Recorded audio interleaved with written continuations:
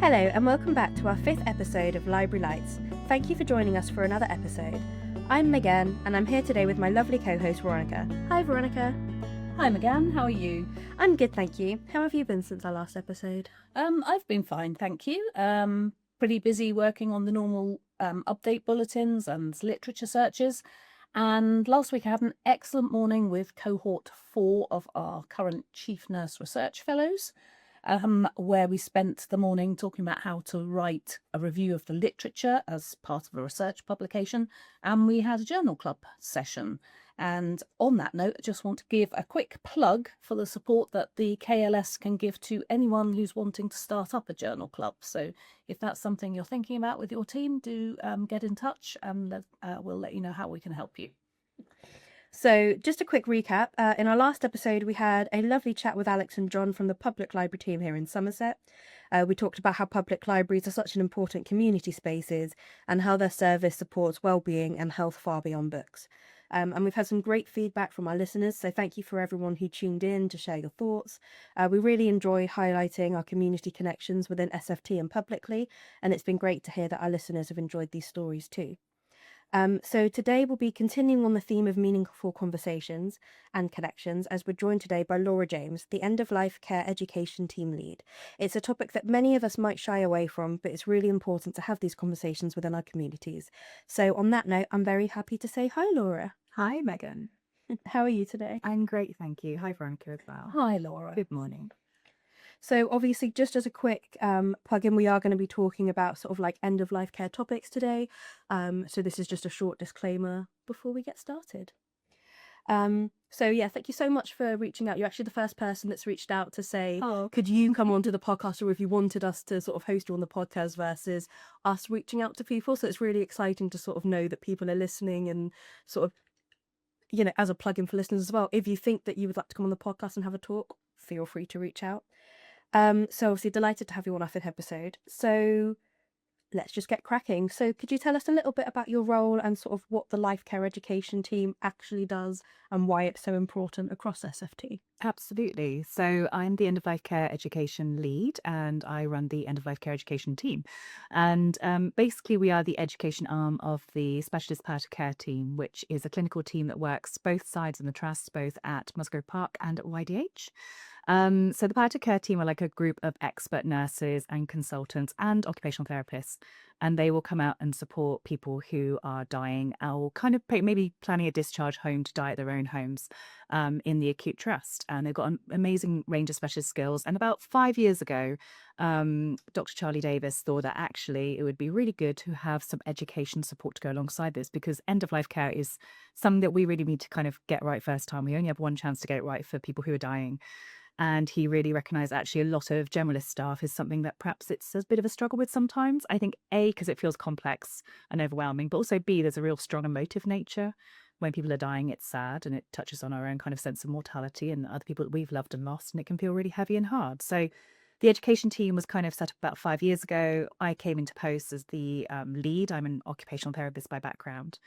And we now have a lovely little mini MDT. So I've also got a social work colleague, I've got a paramedic, and I've got 2 lovely nurses as well. So we're looking for a physio, speech and language therapist. Everyone else wants to get in touch. I'd like to collect the full set. But basically what our job is to support all staff with improving their knowledge, skills and behaviours around end-of-life care. But we also have a public-facing role as well. And we run a lot of public campaigns to help people feel more, I suppose, confident about knowing the kind of things they might want to think about towards the end of life. End-of-life care isn't something that's really peripheral in our trusts. We know that about a third of patients in any of our acute beds at one time are actually in the last 12 months of their life. So people sometimes come to our courses or talk to us and go, well, I don't do palliative care, but I might actually you probably do every day if you work in a clinical role, because a third of the people you meet in any one working day probably are in their last 12 months of life. So it's something we think is really important to get right for people.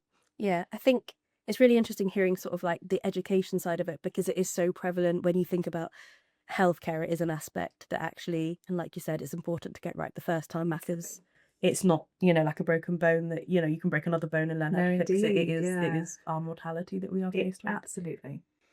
So I know when we spoke previously, you'd recently launched a new end-of-life care CPD page on Leap, if I'm not mistaken. Yeah. So can you talk us through a little bit about what's available on there, if there's e-learning videos, face-to-face sessions, and sort of what people have access to? Oh, it's something we wanted to do for a really long time. So ever since we started as a team in the trust, we thought actually wouldn't it be nice to have one-stop shop for people to go and get their end-of-life care education from.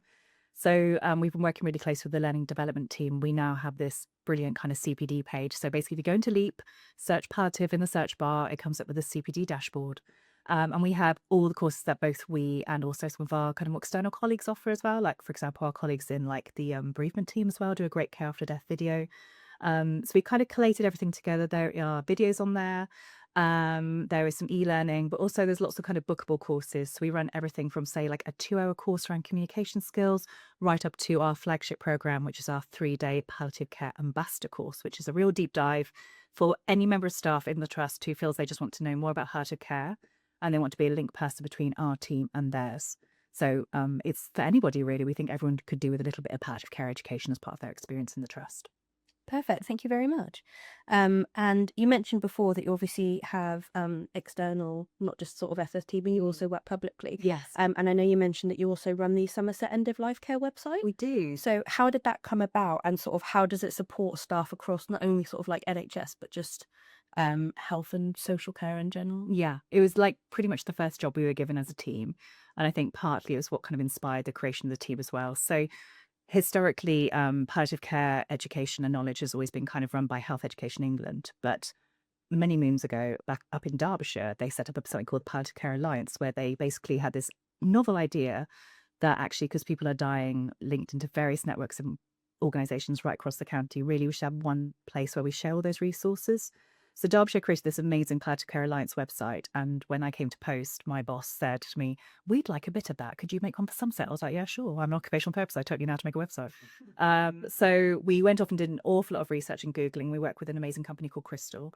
And we have now this, this end-of-life care website, which is brilliant. It's co-run by us as the trust. We kind of take like kind of ultimate kind of organisational ownership for it.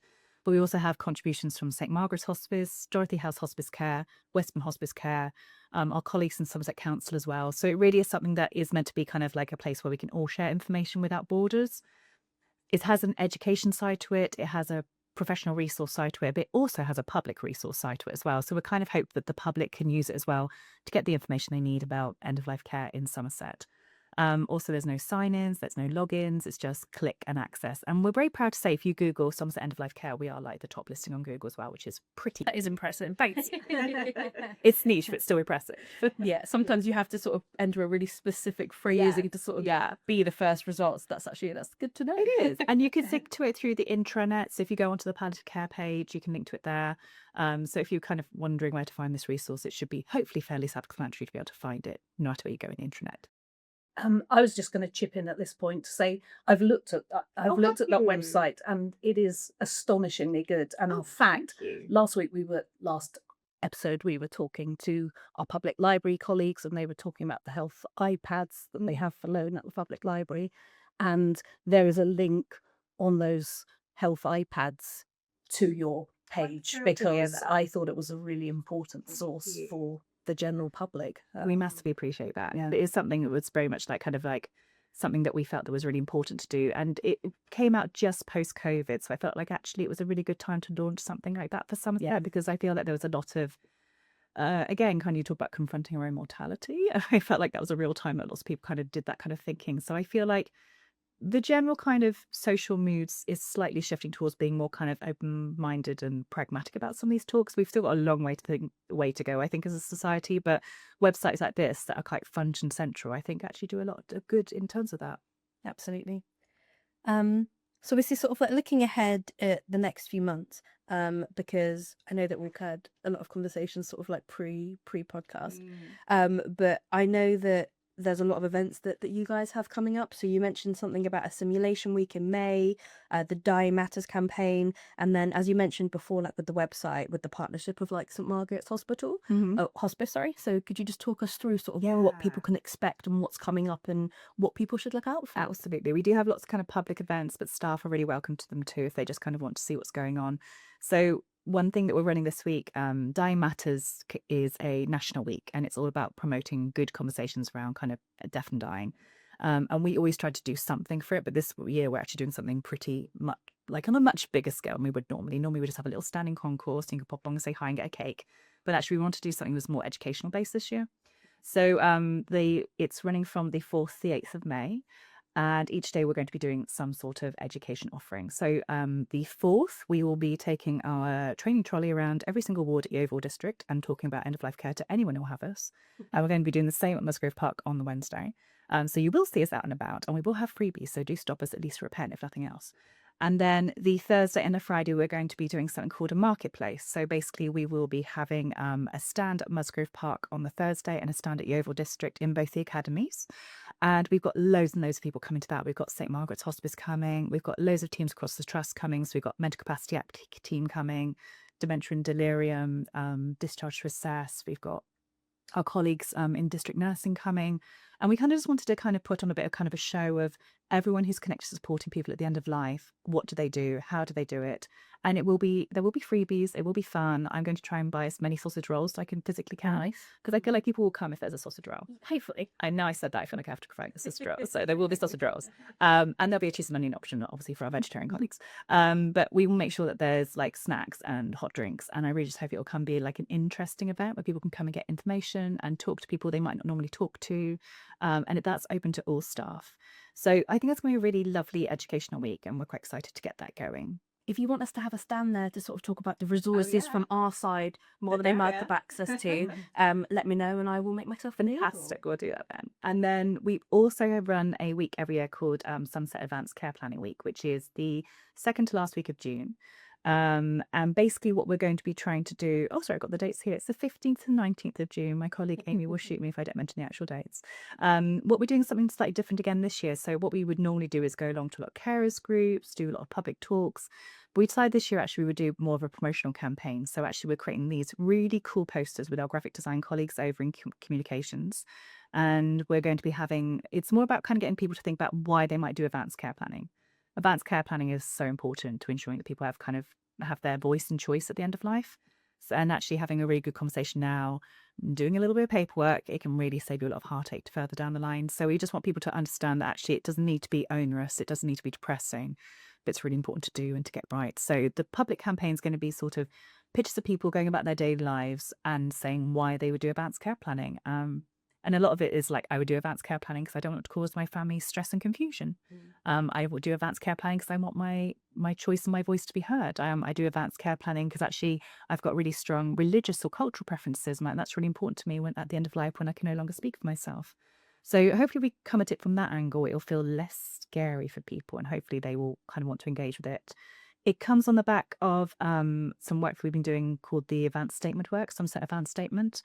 And again, that's something that people can get information from our website.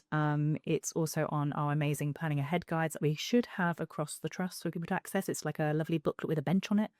And the Somerset Advanced Statement, basically, it's a fill-in document that people can just do autonomously.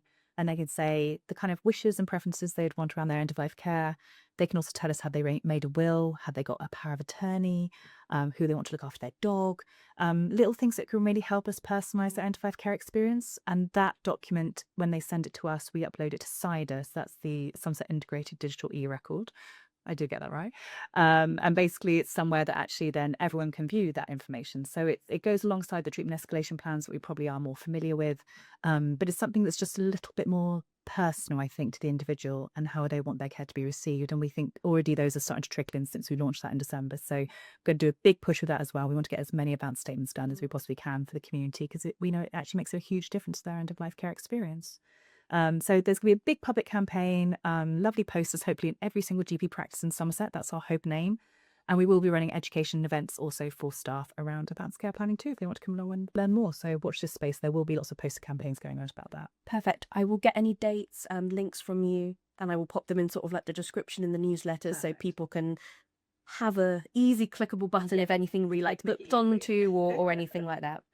But yeah, thank you. It sounds like you guys have got quite a packed schedule coming up in the busy 26 at Blumos.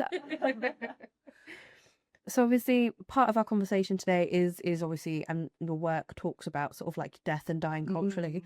But like from your perspective, why is it important for us to have this conversation, and how does it relate to like supporting people plan ahead and like shaping their own end of life care? I think we've seen so many sad times when people haven't had those conversations and there's been missed opportunities. And it feels really like actually we could have done such small changes to make it better for people. I've worked in palliative and end of life care for getting on for 15 years now. And I've seen some people have some really beautiful deaths, which have been exactly what they wanted in the time and space that they want. But also, like, actually, I've seen some people have some really kind of rough experiences as well. And I think just as we would all choose to do things to create a good birth experience, we can also choose to do things to create a good death experience for ourselves as well. But it does take that leap to have that big, brave conversation, because it does feel unpleasant and it does grate. Because actually talking about death and dying is sad. And I think that's just very normal. That's really human. But if we can slightly embrace the sad and embrace the mortality of ourselves and think about actually the bigger picture, which would be I can either have a good conversation now, talk to my loved ones, tell them what I'd want, share that information, or I don't and risk maybe having something that I don't want. And also risk then stress and crisis for my family as well. We've had people say even just basic stuff about we have no idea whether mum would have wanted to be buried or cremated. Just having those basic chats over the dinner table is really, really helpful.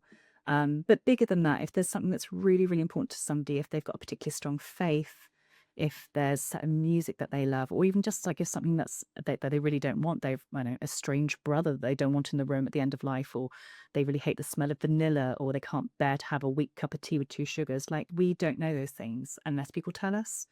So having a conversation, being brave, being pragmatic, doing it and doing it well actually can make a huge amount of difference.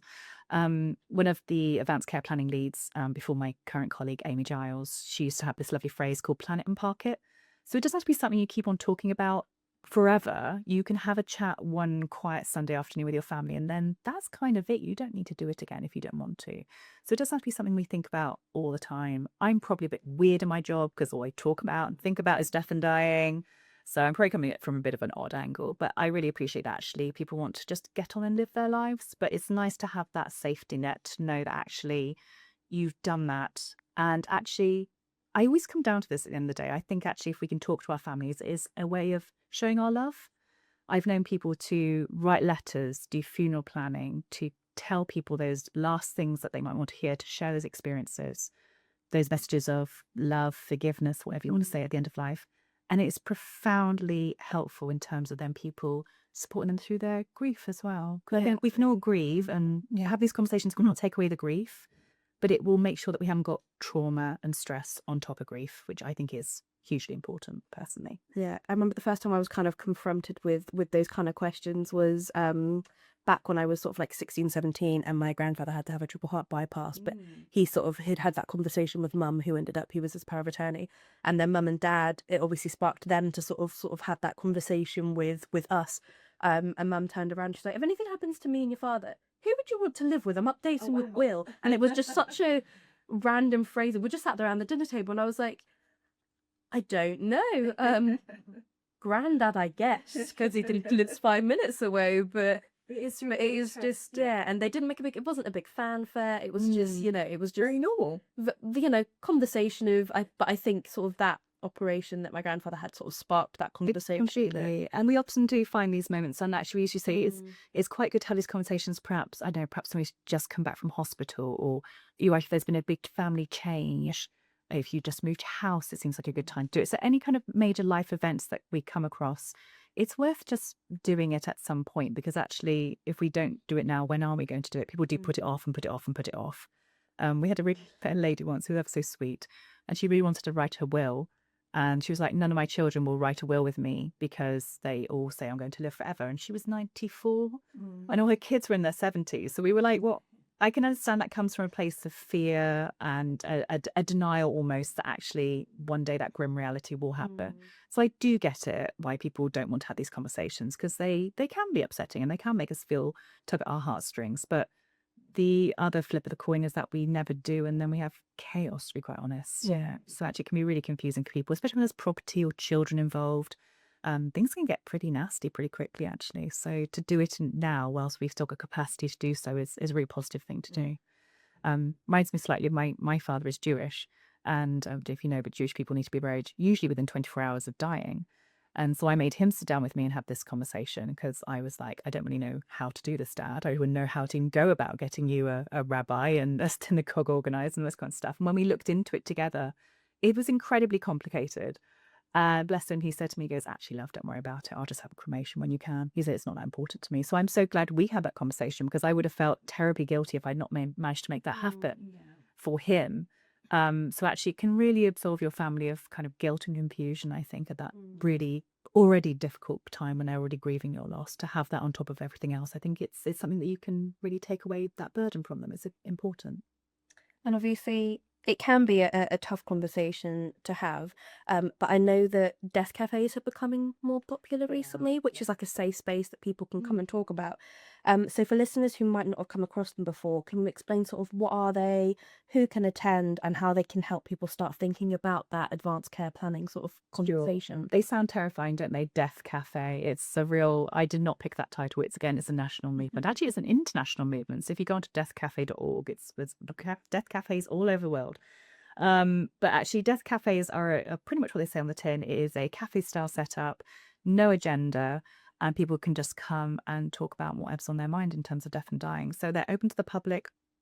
Well, the way we decide to run them in Somerset is because we feel we'd be a little amiss if we don't have some resources and information for people, just knowing our background. Anyone can set up a death cafe, but I think because we've now taken it under our wing to do the Taunton ones, I felt we should have a little bit of stuff in case people want to take bits and bobs away. So so Death Cafe is a really open space. Ours are running out of Taunton Library in the glass box. The next one is the 27th of February at 2 p.m. So people have still got time to come along if they want to. And then we will be having them at alternate months right up until the end of the year. And we're just going to see how it goes and see if that's enough for people. So at the first Death Cafe, what you can expect is there will be some interesting artwork to spark conversation. And we will also have the advanced care planning lead for the trust there. And we'll also have a couple of our lovely local colleagues from funeral directors as well. And they are not there to give talks. They're not there to make money. They're not there to promote what they do. They're just there in case people want to have a chat. Because sometimes people do want to go, well, what is the cheapest coffin? Or actually, how do I start writing a will? And do I need to go through a solicitor to do this? And just people have like some really, really normal big questions. And actually, it's a nice place they can just come and ask them in a really open environment. So yeah, we'll be running that from 2 p.m. It hasn't really kind of got like an end timing. Obviously, they'll kick us out when the library shuts. But we'll be there for as long as people need us. So if you want to pop by and have a cup of tea and a cake and a chat about all things death and dying, you'd be very welcome to do so. You've got it right with snacks and tea at sort of all your events. You have the way to get people It in. really is. People will come if there's food. If you advertise free cupcakes, they will come. Generally, I find. And sausage rolls. And some get a sausage. Yeah, absolutely. But yeah, no, thank you very much for sort of coming on and talking. It's been really interesting sort of to hear about what people in the trust have, but also that public facing and such an important conversation, I think, as well, isn't it? Yeah, I think it really is. I think it's amazing that you're offering these resources to everyone, to our sort of colleagues within the trust, colleagues out in the community, and the general public too, because it's true. It's not just education. There's like a cultural shift, I think, as well. So that feels sometimes a bit enormous and a bit scary. But actually, I think the more we talk about it, the better we'll get at it, really. Yes. Thank you very Thank much. you. So we'll jump straight into the reading corner next. And I believe it was your suggestion, Laura. So we're going to be talking today about With the End in Mind by Catherine Mannix. So thank you very much for the suggestion. I always like to tie in sort of our reading corner with the conversations that we've been having. But the full title is With the End in Mind, Death and Wisdom in an Age of Denial by Dr. Catherine Mannix, which was recommended to us by the lovely Laura. But Dr. Mannix has nearly 40 years of experience in palliative medicine, which she draws upon on the compassionate and profound exploration of what really happens as life draws to a close.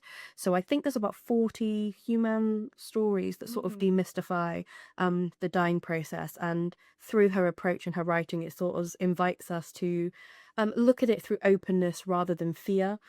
So I think some of them touch on sort of that tender family moments that happens, to unexpected flashes of like humour, and each story reminds us that death isn't just a medical event, but a profoundly human one.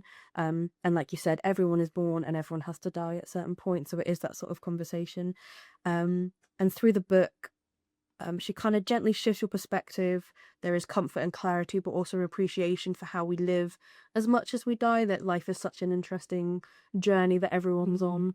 But it is a topic that I think she approaches and within her writing and with her experience in a way that comes across as like a gentle carrying you through the process, if you like. But we do have this book available from our library and also the public library, so if there's a book that you would like to borrow, feel free to I would highly come recommend around. it. I think also 'cause a lot of people have never seen anyone die before, and she describes that with such tenderness and beauty, actually. And actually, I think a lot of people are fearful that they're going to be in pain or maybe agitated or stressed, and they'll be. I think Hollywood's got a lot to answer for, to be honest. We don't always usually clutch our chest and say, Yeah. "They found die." A lot of us are unconscious by the time that point comes, and actually could be very dignified and very comfortable and very peaceful. So I think there's an awful lot of reassurance to be found in those books. I think they're very good. She has another one called Listen, which is more communication based, which is also an excellent book, actually. Big fans of Dr. Catherine Mannix, our team. Big fans. But yeah, so available in our library, so pop along. And now I will pass over to my lovely co-host Veronica for our research spotlight. Thanks, Megan. So this month I'm just going to look at something that's sort of slightly adjacent to the conversation that we've been having. And I'm going to highlight an editorial that's written by one of our own geriatric consultants here at the Trust, Dr. Lucy Pollock, which was published last November in the journal Age and Aging. And we will put the article reference in the show notes so that our listeners can click on that and read the opinion piece for themselves. The piece is titled "There is More Than One Frailty Index, and Some May Not Be Fit for Purpose." And in this editorial, Lucy Pollock highlights some very important points in relation to medical research involving the frail elderly population. Firstly, there's the crucial point that this cohort of patients actually traditionally have been excluded from clinical trials, despite the fact that they are more likely than healthy younger adults, who usually make up the participants in a clinical trial, to show adverse reactions to drugs. When they are included in clinical trials, and there's obviously been a movement to try to include more of this cohort in clinical trials, the author points out that great care needs to be taken when selecting a frailty index, which will be used to stratify levels of frailty in the cohort and against which outcomes will be measured. It appears that some clinical trials devise their own frailty indices to measure criteria related to the particular drug under investigation, but which don't necessarily take into account some of the common aspects of frailty. So I thought it was a really interesting editorial. There are some other articles in the same issue of that journal that look at this in a lot more detail, and I would just encourage anyone who's seeking evidence for the treatment of frail elderly patients, or anyone who's thinking about conducting some research or an improvement project concerning frail elderly patients, to read this insightful editorial. I think Lucy's just fab, and she's also doing like a talk, I believe, at the Brew House in May. I think it's on the 6th of May in the evening, about her 2 books that she's written. So Yeah, we're very lucky to have some homegrown talent. Like, you just go say hi to her at AFU if you want to. She's lovely. but yeah, we are so lucky to have her. I have been plugging her 2 books on several of the episodes of this podcast, because I think they're amongst the best books I've ever read, and that's fiction, non-fiction, anything. I just think they are superbly well written. And I interviewed her when she wrote her first book, and we were all in lockdown. I did an online interview with her, and I've listened to her speak a couple of times, and she is just... She's great. She was great. It's lovely that we can plug in sort of that local talent as well, isn't it? And there is a lot of talent in the Trust and a lot of staff that care, and I think it shows when you have sort of these talks as well. It's conversations that, without the conversations that we've had on the podcast, it's not something that I would have known about her. So yeah. So I'm going to hand back to you, Megan, to talk about our resource of the week. Or resource of the month, I should say. Sorry. Month, week. It's the resource that we'd like to plug in today. So I would like today to highlight LibKey Nomad, which is not a resource that we tend to plug in, but it makes searching and accessing articles so much easier. It is simply a browser extension that gives you one-click access to articles and other subscribed content, which is especially useful when you're searching places like Google Scholar or PubMed. If we have access to the full text here at the Trust, Licky Nomad will take you straight to the PDF copy with no fuss or extra searching. This browser extension should already be available on all Trust computers. It looks like a little green flame sort of in the corner. But it can be downloaded to your personal computers as well, which only takes a few minutes. And we've got a link to that from our website, which I will plug down below as well.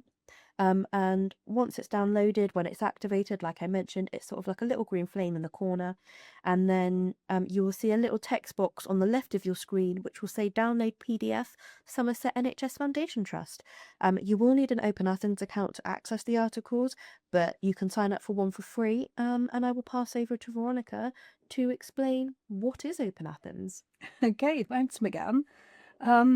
So essentially, Open Athens is a secure login system that the NHS uses to give staff and students access to thousands of online resources. Think of it as a digital key. It's one username and password that unlocks all of the online resources, full text articles, ebooks, guidelines, and medical databases like CINAHL, Medline, and PsycInfo. Signing up is completely free. All you need to do is register for an account using your work email address. That's kind of essential, not your personal email address. And we will post the link for signing up in the show notes. You can also find that link on the library website, which will also put the website address in the show notes. And if you run into any problems at all, please just email the library or phone the library. Again, our details will be in the show notes, and one of our colleagues will help you to sort that out. Back to you, McGann. Thank you. I think, so thank you very much for coming on, Laura. It's been great to have you on. Did you have sort of any last minute notes that you would like to share, or a goodbye statement or plea? Oh, well, I think if just people want to kind of reach out for education across the board, you're very welcome to do so. We do have the CPD page, we do have the website, but we're here for anyone who needs any education support around end-of-life care right across the Trust. And you really don't have to work clinically. I always say this, like, it doesn't have to be clinical. Sometimes the people that are working and supporting the people in our Trust who are at the end of life might be actually some of our amazing like kind of catering teams or housekeepers or some of our porters, much as might be having a random conversation as they're wheeling somebody off to chemo. We're here for all of you. And if we look at our CPD page and you find something that there's nothing on there that feels quite right, then please get in touch, because we do bespoke offerings for staff too. So we can come to you, we can deliver training. We will come and talk to anyone about death and dying day or night. It's fine by us. So just get in touch if you need us, basically. Perfect. Thank you very much. Yeah, it's been really great to meet you and to hear the full range of everything you have to offer. So, well, thank you so much for having me. Yeah. Great. So thank you very much for listening to our episode today.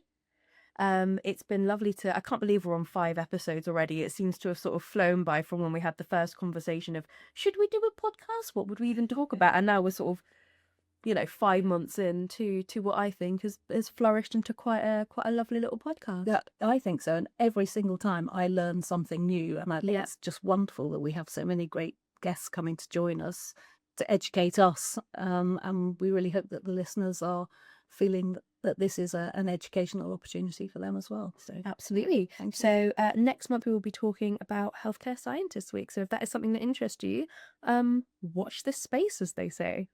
Thank you very much. Yeah, see you next time.